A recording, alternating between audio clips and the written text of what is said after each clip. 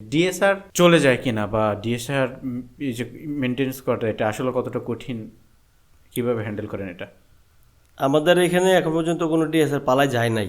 তো এমনি আমার এখান থেকে কোনো ডিএসআর টাকা পয়সা নিয়ে পালায় যায় না, গাড়ি বেচে নিয়ে যায় নাই।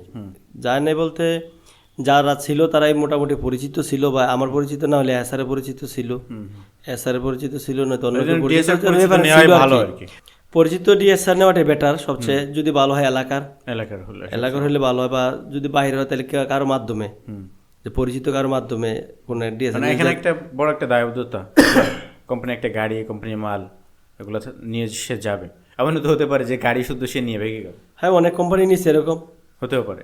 গাড়ি সহ নিচ্ছে, নেওয়ার পরে গাড়ির মাল বিক্রি করিয়া হ্যাঁ। টাকা পয়সা নিয়ে গাড়ির ফালাই দিয়ে গেছে, আচ্ছা। পালাই গেছে। অনেক ডিলার আছে এরকম হয়েছে। তো যাদের নিচে তাদের হয়তো পরিচিত কোনো এসআর ছিল না বা লোক ছিল না আর কি, যে তাদের ওই ডিএসআরকে আবার খোঁজ নিয়ে দৌড়ানো, তারপর খোঁজ নিলে তো আর নেই। আমি হইলাম ঢাকা শহরে, আর তারা হলো অন্য ডিস্ট্রিক্টের লোক, যার যার এলাকায় তার পাওয়ার। তখন ওরা কে যায় এত খোঁজ করার লেগে, লস খাইছি হয়তো ব্যবসা বন্ধ করে দিয়েছি, নয়তো আবার অন্য কোনো লোক নিয়ে আবার চালাই নিছি। তো মোটামুটি সৎ লোক হলে ভালো ব্যবসা করা যায়। ডিএসআর তো এরকম আছে, ধর মার্কেটে বাকি দেয় আবার। এমনটা কি কখনো হয় না যে আপনি আপনার ডিএসআর আপনি রানিং চলতেছে, হুট করে সে চাকরি ছেড়ে দিয়ে চলে গেল, এমনটা হয় নাই? এরকম হয় নাই, কিন্তু আমাদের যে হলে কিন্তু একটা বড় একটা চ্যালেঞ্জের হ্যাঁ। মুখে পড়তে হয়। আমাদের একবার এমন হয়েছিল যে আমাদের যখন দ্বিতীয় গাড়ি আমরা বাড়ানোর পর একজন ডিএসআরকে আনা হলো গ্রাম থেকে আনা, তার মানে সার্বিক দিক থেকে বিবেচনা করা হলো, কিন্তু তার মন টেকে না।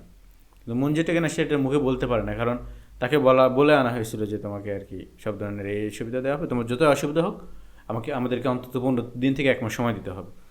তোমার যদি মানে তোমাকে কোনো বেতন কাটা হবে না, কোনো পানিশমেন্ট নাই, সেভাবে তাকে আনা হয়েছিল। কিন্তু তার মন টেকে না, মানে হুট করে সে মানে কান্দা অবস্থায় আর কি, মানে গ্রাম থেকে আসছে, হুট করে শহরে সে থাকতে পারবে না, বাসে চলে গেলো। তখন আমাদের একটা সমস্যায় পড়তে হয়েছিল আর কি।